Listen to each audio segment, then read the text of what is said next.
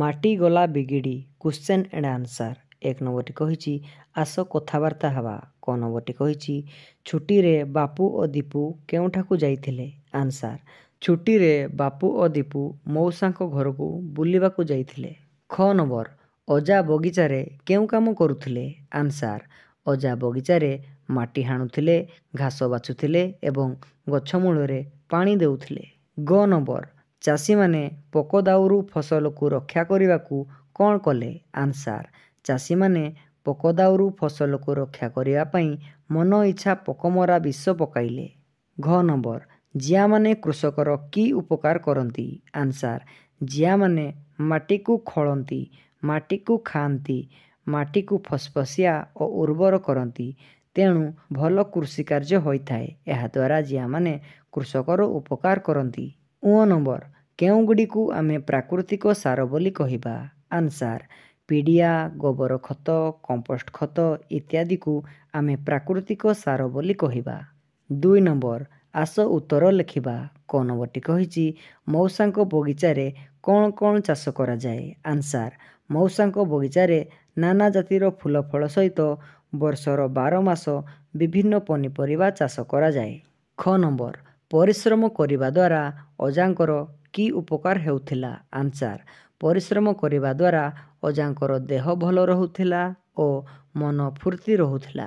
ଗ ନମ୍ବର, ବାତ୍ୟା ଯୋଗୁଁ ନଈକୂଳିଆ ଗାଁଟିର କି କ୍ଷତି ହେଲା? ଆନ୍ସାର୍, ବାତ୍ୟା ଯୋଗୁଁ ନଈକୂଳିଆ ଗାଁଟିର ଲୋକମାନଙ୍କର ଘରଦ୍ୱାର ସବୁ ଭାଙ୍ଗିଗଲା। ସେମାନଙ୍କର ବଡ଼ ବଡ଼ ଗଛ ସବୁ ଉପୁଡ଼ି ପଡ଼ିଲା। କ୍ଷେତବାଡ଼ିରେ ପୋକ ଭର୍ତ୍ତି ହୋଇଗଲେ। ଘ ନମ୍ବର, ଜିଆ କିପରି କୃଷକର ବନ୍ଧୁ? ଆନ୍ସାର୍, ଜିଆମାନେ ମାଟିକୁ ଖୋଳି ଖାଇବା ଫଳରେ ତାହା ଫସଫସିଆ ଓ ଉର୍ବର ହୋଇଯିବାରୁ ଭଲ ଫସଲ ହୁଏ। ତେଣୁ ଜିଆ କୃଷକର ଉପକାରରେ ଲାଗେ। ଏଥିପାଇଁ ଜିଆ କୃଷକର ବନ୍ଧୁ। ଙ ନମ୍ବର, ମାଟି କିପରି ବିଗିଡ଼ିଗଲା? ଆନ୍ସାର୍, ରାସାୟନିକ ସାର ବ୍ୟବହାର ହେବାରୁ ମାଟି ବିଗିଡ଼ିଗଲା। 3 ନମ୍ବର, ସରଳ ଭାଷାରେ ବୁଝାଇ ଲେଖିବା। କ ନମ୍ବରଟି କହିଛି ଏ ମାଟି ହେଉଛି ଆମ ମା, ଏ ଧୂଳି ହେଉଛି ଚନ୍ଦନ। ଆନ୍ସାର୍, ଏ ମାଟି ... ଚନ୍ଦନ। ଏହି ଗଦ୍ୟାଂଶଟି ଆମ ସାହିତ୍ୟ କଳିକା ପୁସ୍ତକର ମାଟିଗଲା ବିଗିଡ଼ି ବିଷୟରୁ ଆନିତ। ଉକ୍ତ ପ୍ରସଙ୍ଗରେ ଲେଖକ ଡକ୍ଟର ନରେନ୍ଦ୍ର ପ୍ରସାଦ ଦାସ ମାଟି ଓ ଧୂଳିର ମହତ୍ତ୍ୱ ଆଲୋଚନା କରିଛନ୍ତି। ବାପୁ ଓ ଦୀପୁ ମଉସା ଘରକୁ ବୁଲିବାକୁ ଯାଇଥିଲେ। ମଉସାଙ୍କ ବଗିଚାରେ 80 ବର୍ଷର ଅଜା ପରିଶ୍ରମ କରୁଥିବାର ଦେଖି ଦୀପୁ ତାଙ୍କୁ ଧୂଳିରେ ଘାଣ୍ଟି ନ ହେବାକୁ କହିଲା। ଅଜା ତାଙ୍କୁ ବୁଝାଇ କହିଲେ ଯେ ଏ ମାଟି ହେଉଛି ଆମ ମା ଏବଂ ଧୂଳି ହେଉଛି ଚନ୍ଦନ, ତେଣୁ ସେ ଆମ ପାଇଁ ମହତ୍ତ୍ୱପୂର୍ଣ୍ଣ। ପ୍ରସଙ୍ଗଟି ଶିକ୍ଷାମୂଳକ। ଖ ନମ୍ବର, ସେଇ ତ ହେଉଛି ସବୁ ଅନିଷ୍ଟର ମୂଳ।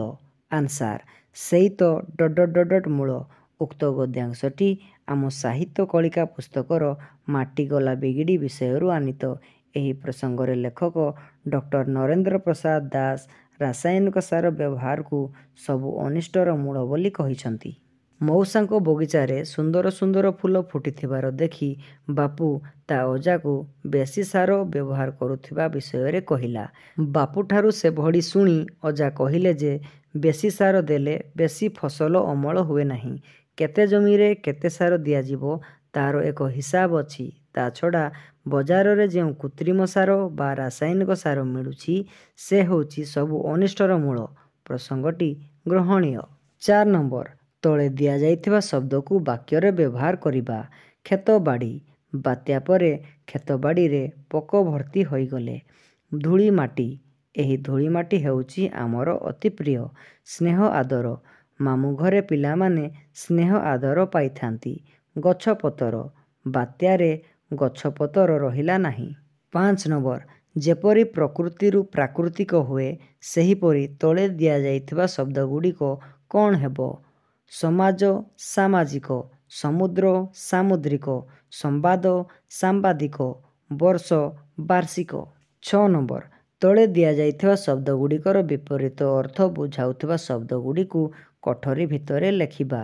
ସକାଳ ସନ୍ଧ୍ୟା, ବଡ଼ ସାନ, ସୁନ୍ଦର ଅସୁନ୍ଦର, କୃତ୍ରିମ ପ୍ରାକୃତିକ, ବିଷ ଅମୃତ। 7 ନମ୍ବର, ଅଜା ଟିକିଏ ହସିଲେ। କହିଲେ ସେ ପ୍ରକୃତରେ ଔଷଧ ନୁହେଁ, ଖାଣ୍ଟି ବିଷ। କେବଳ ପୋକ କାହିଁକି, ସେଥିରେ କାଉ, ଚିଲ, ବଗ ଭଳି ପକ୍ଷୀଙ୍କ ସହିତ ଗୋରୁ, ଗାଈ, ଛେଳି, ମେଣ୍ଢା ଏପରିକି ମଣିଷ ମଧ୍ୟ ମରିଯିବେ। ତାକୁ ଔଷଧ ନ କହି ବିଷ ବୋଲି କହିବା ଠିକ୍ ହେବ। ଏହି ଅନୁଚ୍ଛେଦରେ କେତେଗୁଡ଼ିଏ ନାମକୁ ବୁଝାଉଥିବା ପଦ ଓ କାମକୁ ବୁଝାଉଥିବା ପଦ ରହିଛି। ନାମକୁ ବୁଝାଉଥିବା ପଦକୁ ତଳ ବାକ୍ସରେ ଓ କାମକୁ ବୁଝାଉଥିବା ପଦକୁ ଝୁଡ଼ିରେ ରଖିବା। ଆନ୍ସାର। ନାମକୁ ବୁଝାଉଥିବା ପଦଗୁଡ଼ିକ ହେଲା ଔଷଧ, ବିଷ, ପୋକ, କାଉ, ଚିଲ, ବଗ, ପକ୍ଷୀ, ଗୋରୁ, ଗାଈ, ଛେଳି, ମେଣ୍ଢା, ମଣିଷ। କାମକୁ ବୁଝାଉଥିବା ପଦଗୁଡ଼ିକ ହେଲା ହସିଲେ, କହିଲେ, ମରିଯିବେ, କହିବା। 8 ନମ୍ବର। ନିମ୍ନରେ କେତୋଟି ଶବ୍ଦ ଦିଆଯାଇଛି। ପ୍ରତ୍ୟେକ ଶବ୍ଦ ପୂର୍ବରୁ ଓ ଯୋଗ କରି ନୂଆ ଶବ୍ଦଟି ଲେଖିବା ଓ ତାକୁ ବାକ୍ୟରେ ବ୍ୟବହାର କରିବା।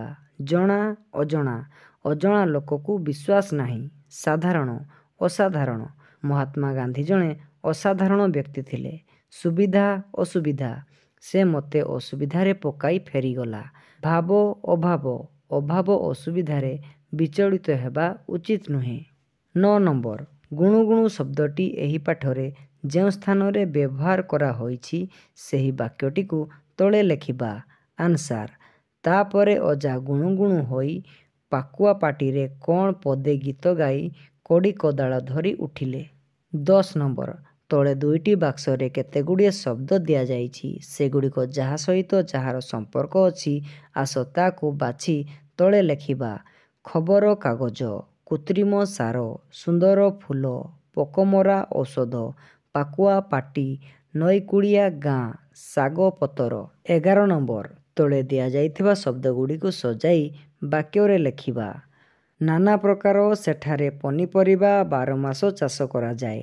ଆନ୍ସାର। ବାରମାସ ସେଠାରେ ନାନା ପ୍ରକାର ପନିପରିବା ଚାଷ କରାଯାଏ। ତାପରେ ଦେଇଛି ଦୁଇଟିକୁ ଅଜା ଦେଖି ପିଲା ହୋଇଗଲେ ଖୁସି। ଆନ୍ସାର। ପିଲା ଦୁଇଟିକୁ ଦେଖି ଅଜା ଖୁସି ହୋଇଗଲେ। ତାପରେ ଦେଇଛି କାହିଁକି ହେଉଛନ୍ତି ଏ ଧୂଳି ମାଟିରେ ଘାଣ୍ଟି। ଆନ୍ସାର। ଏ ଧୂଳି ମାଟିରେ କାହିଁକି ଘାଣ୍ଟି ହେଉଛନ୍ତି। ଯଦି ଭିଡ଼ିଓଟି ଭଲ ଲାଗିଛି ତେବେ ଚ୍ୟାନେଲକୁ ସବସ୍କ୍ରାଇବ୍ କରିବା ପାଇଁ ଜମାରୁ ବି ଭୁଲିବେ ନାହିଁ। Thank you for watching.